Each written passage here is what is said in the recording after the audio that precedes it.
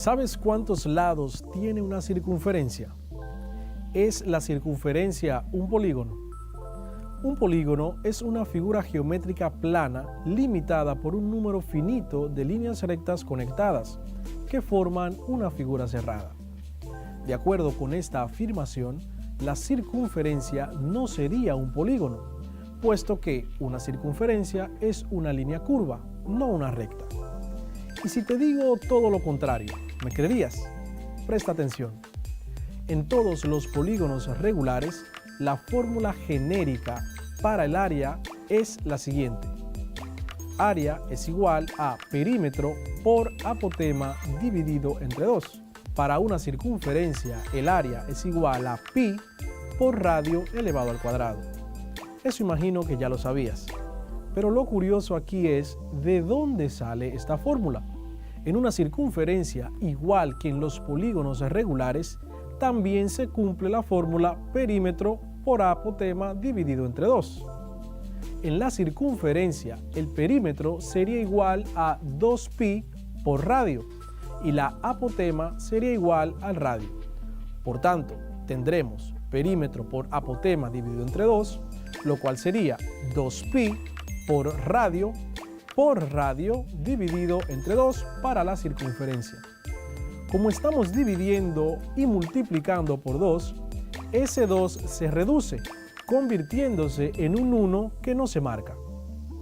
Luego nos quedaría pi multiplicado por el radio multiplicado por el radio, o lo que es lo mismo, pi multiplicado por el radio al cuadrado. A esta fórmula se llamaría la fórmula para calcular el área de la circunferencia que ya mencionamos hace un momento. Por tanto, la circunferencia sí es un polígono regular, solo que con la peculiaridad de que la cantidad de lados que tiene es infinita. Ya hablamos de esto la semana pasada. Ese polígono de lados infinitos tiene un nombre. Se llama apeirógono. ¿Sorprendido, verdad? Quédate conmigo y continuemos este viaje a las fronteras del saber. Saludos, apreciados estudiantes. Espero que le estén pasando de maravillas con este trabajo que con pasión y amor realizamos cada semana para todos ustedes que aprenden desde casa preservando la salud. Bienvenidos y bienvenidas al único espacio donde las matemáticas toman sentido. Soy tu profesor Alexander García, esto es cuarto de secundaria. Hoy aprenderás un poco más acerca de estas figuras geométricas que permean nuestra vida cotidiana, los polígonos. En la última clase aprendiste sobre las diagonales de un polígono, cómo calcular la cantidad total y la cantidad por vértice que se pueden trazar dentro del polígono. También aprendiste a calcular la longitud de la diagonal de un cuadrado o un rectángulo, aplicando el teorema de Pitágoras. Allí calculamos la diagonal de la pantalla de mi teléfono celular y la diagonal de un rico sándwich. Y vimos por qué la mayoría de las personas en el mundo cortan ese alimento en forma diagonal. Luego pudiste ver y escuchar algunos de los tantos lugares en la vida cotidiana donde hacemos uso de las diagonales, incluso para salvar tu vida al cruzar una calle o al intentar nadar de una orilla a otra en un río turbulento. En esta ocasión aprenderás a calcular la suma de los ángulos internos y exteriores de un polígono regular. ¿Están listos? ¡Comencemos! Bienvenidos al cuarto grado de secundaria del año 2020-2021. En geometría, un ángulo interno o ángulo interior es un ángulo formado por dos lados de un polígono que comparten un vértice en común. Está contenido dentro del polígono. Un polígono simple tiene solo un ángulo interno por cada vértice. En el plano euclídeo, si todos los ángulos interiores de un polígono no superan los 180 grados sexagesimales, se clasifican como polígonos convexos. Si existen por lo menos un ángulo interior superior a 180 grados, se trata de un polígono cóncavo. Si uno de los ángulos es menor a 180 grados, se trata de ángulos convexos. Si todos los ángulos interiores de un polígono simple y convexo son iguales y todos sus lados tienen la misma longitud, se trata de un polígono regular. En el caso contrario, se trata de un polígono irregular. En una clase pasada mencionamos que todo polígono puede descomponerse en triángulos. Por ejemplo, un cuadrado o un rectángulo están compuestos por dos triángulos, un pentágono por tres triángulos, un hexágono por cuatro y así sucesivamente. De hecho, hicimos algunos ejercicios donde pudimos determinar cuántos triángulos componen un polígono regular. Para esto utilizamos la expresión n-2, donde n representa el número de lados del polígono. Por otra parte, el teorema fundamental del triángulo nos dice que en todo triángulo la suma de los ángulos internos es igual a 180 grados. Por tanto, para calcular la suma de los ángulos internos de cualquier polígono convexo regular, simplemente multiplicamos 180 grados, que son la suma de los ángulos internos de un triángulo, lo multiplicamos por la cantidad de triángulos que componen el polígono. La fórmula sería SI, que significa suma de los ángulos internos, igual a 180 grados multiplicado por n-2. Pasemos ahora a la pizarra, donde haremos algunos ejemplos que son tan sencillos como comerse un dulce. Podemos observar aquí, tenemos un rectángulo, tenemos un pentágono y tenemos por último un octágono y nos piden que calculemos la suma de los ángulos internos de estos tres polígonos. La fórmula que mencionamos anteriormente nos dice que SI, suma de ángulos internos, será igual a 180 grados multiplicado por n-2. Y les recuerdo, n-2 es la expresión con la cual calculamos la cantidad de triángulos que componen cualquier polígono convexo. En nuestro caso, en el primer caso, tenemos el rectángulo. Veamos así rápidamente cuántos triángulos componen un hectágono.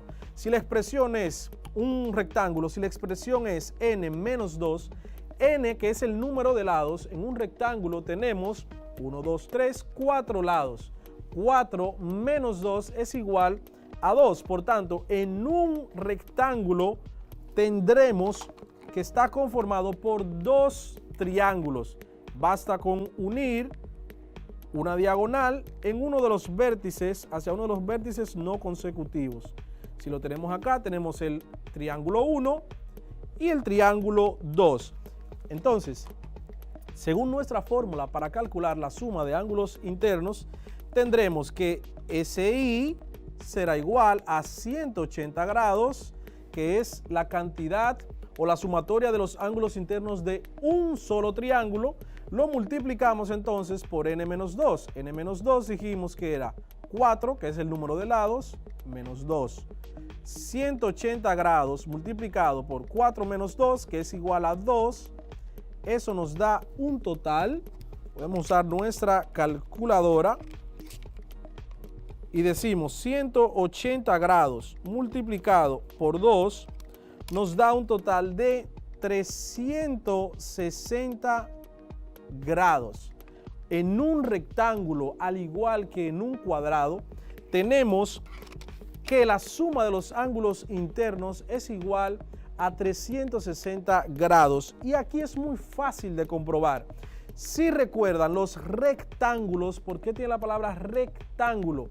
Porque está compuesto por ángulos rectos iguales. Por tanto, si tenemos 4 ángulos rectos, un ángulo recto mide 90 grados. Si usted multiplica 90 por 4 es igual a 360. O puede sumar 90 más 90 son 180. 90 más 90, 180 más. Y le dará por igual cuando suma 360 grados. De inmediato pasemos a la siguiente figura, al siguiente polígono. Tenemos aquí un pentágono, donde decimos que la suma de los ángulos internos será igual a 180 grados multiplicado por n-2. ¿Quién será n? 5 menos 2. Tenemos suma de ángulos internos igual a 180 grados multiplicado 5 menos 2 es igual a 3. Por tanto, en un pentágono tenemos, según la expresión n-2, que un pentágono tiene 3 triángulos que lo conforman. Por tanto, vamos a ver, lo trazamos aquí, tomamos uno de los vértices y trazamos todas las posibles diagonales que se colocan de manera no consecutiva, que unen vértices no consecutivos. Y ahí está, tenemos el triángulo número 1, triángulo número 2 y triángulo número 3. Según el teorema fundamental, cada triángulo de esto mide 180 grados, es decir, los ángulos internos del mismo. Por eso tenemos 180 multiplicado por 3, lo que dará como resultado 180 multiplicado por 3 da como resultado 540 grados. Mientras más grande es la figura, va en aumento el número de la suma de los ángulos internos. Por último, tendremos entonces este octágono.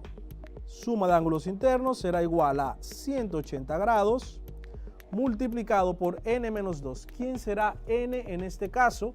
Como es un octágono, el número de lados es igual a 8. Menos 2, que pertenece a la fórmula. Si te preguntas, ¿de dónde sale el menos 2? El menos 2 sale de la expresión para calcular la cantidad de triángulos que componen la figura. Entonces tenemos SI, suma de ángulos internos, igual a 180 grados, multiplicado por 8 menos 2, que es igual a 6. Eso dará un total de, si multiplicamos 180 multiplicado por 6, nos da un total de 1080 grados, que es igual a la suma de los ángulos internos de un octágono regular. Y trazamos ahí los 6 triángulos que dice la expresión que componen un octágono. Tenemos acá el primero, 6 triángulos que componen este octágono según la expresión. Tenemos aquí el segundo. Tenemos aquí el tercero,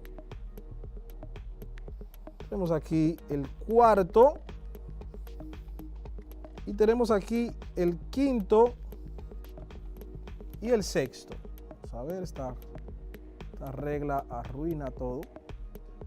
Triángulo 1, 2, 3, 4, 5 y 6, para que se compruebe que en un octágono está conformado por 6 triángulos. Ya que hemos mencionado la palabra ángulos tantas veces en este poco tiempo, ¿qué tal si recordamos qué son y cuál es su importancia? Seguramente muchos de ustedes han tenido más de un dolor de cabeza en las clases de geometría y matemáticas, por lo que a continuación te daré una explicación sencilla y práctica de un concepto que deriva a una gran cantidad de aplicaciones, desde el mundo de balística y proyectiles hasta la utilización que le damos en la vida cotidiana sin darnos cuenta: los ángulos. Los ángulos son básicamente la conformación que se da entre dos líneas rectas que convergen en un punto en común, que es considerado como un vértice, o bien bajo la denominación de punto de origen, partiendo desde sus planos internos, una medida que es analizada por la trigonometría, una rama de las matemáticas que se encarga de la aplicación de distintas formas de medición a los triángulos. Los ángulos que hemos aprendido en nuestra educación primaria son los que utilizamos siempre, teniendo por un lado al ángulo agudo, que abarca una medición mayor que 0 y menor que 90 grados. Luego el ángulo recto, que tiene exactamente 90 grados. Seguimos del ángulo obtuso, que es mayor que 90 y menor que 180. Y seguido por último del ángulo llano, que alcanza los 180 grados, derivándose de los análisis de estos una gran cantidad de aplicaciones. Es, por ejemplo, aplicable en el mundo de la física, la utilización del ángulo de rozamiento, el cual lo obtendremos con la inclinación de un objeto sobre una superficie inclinada desde el momento en que inicia su movimiento, siendo relativo al coeficiente de rozamiento, mientras que, de lo contrario, cuando no tiene movilidad alguna, nos referimos a tal como el ángulo de reposo, contando con la estaticidad del material en cuestión. En el campo de la balística y proyectiles, se parte del análisis del ángulo inicial, que es el momento en el que el proyectil abandona su elemento de impulso, como puede ser un cañón o un arma de fuego, describiendo una trayectoria parabólica hasta alcanzar un ángulo de incidencia que puede ayudar a saber si el proyectil pudo haber descrito un rebote o bien el ángulo de penetración, factores que ayudan a saber la trayectoria del disparo. Ahora que acabamos de ver los ángulos internos de un polígono, veamos ahora los ángulos externos. Ángulos externos. Los ángulos externos son ángulos formados por un lado de un polígono y la extensión de su lado adyacente. Los ángulos externos se encuentran en la parte exterior del polígono. En cada vértice de un polígono, ya sea regular o irregular, siempre hay dos ángulos externos que miden lo mismo, ya que son ángulos correspondientes. Ángulos externos en polígonos regulares. En los polígonos regulares, los ángulos externos son iguales y la suma de los ángulos externos del polígono, si se cuenta uno por vértice, siempre será igual a 360 grados. Así, la medida del ángulo externo es igual a 360 grados dividido entre el número de lados del polígono. Los ángulos externos e internos son suplementarios. En cualquier vértice de un polígono, el ángulo externo y el ángulo interno suman siempre 180 grados, por lo que forman un ángulo suplementario, incluso si es un polígono irregular.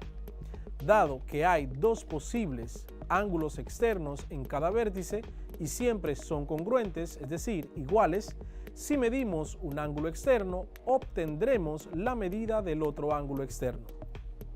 A pesar de que hay dos, generalmente solo se cuenta un ángulo externo por vértice.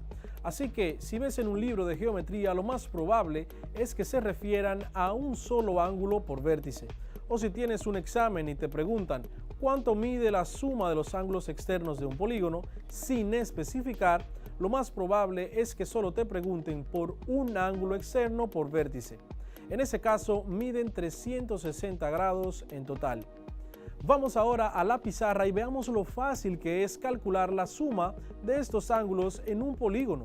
Lo haremos con los polígonos que ya trabajamos anteriormente para los ángulos internos. Tenemos aquí un rectángulo, un pentágono y un octágono. Ya de plano sabemos que la suma de los ángulos exteriores de cualquier polígono regular suma 360 grados. Pero, ¿cuánto mide entonces uno de sus ángulos? Lo haremos de la siguiente manera. Lo primero es, dividiremos 360 grados, la expresión sería 360 grados dividido entre n. ¿Quién es n? N siempre será el número de lados del polígono. Por tanto, en este caso tenemos 360 grados, en el caso del rectángulo, dividido entre n, que en este caso equivale a 4. Si dividimos 360 grados entre 4, nos da un total de 90 grados, lo que quiere decir que cada uno de los ángulos externos que tengo en un rectángulo mide 90 grados. Si tú sumas los 4 ángulos que miden 90 grados, el total te dará 360. Vamos de inmediato con el pentágono. En el pentágono también tenemos la misma expresión. Tenemos 360 dividido entre n. ¿Quién será n en el pentágono? 5, 360 grados.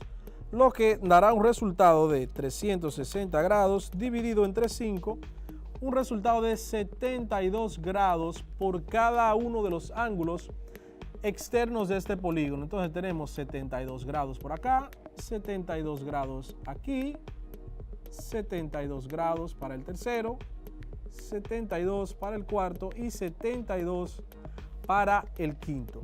Por último, entonces, tenemos el octágono. El octágono tendremos 360 grados dividido entre n. ¿Quién será n? N será 8.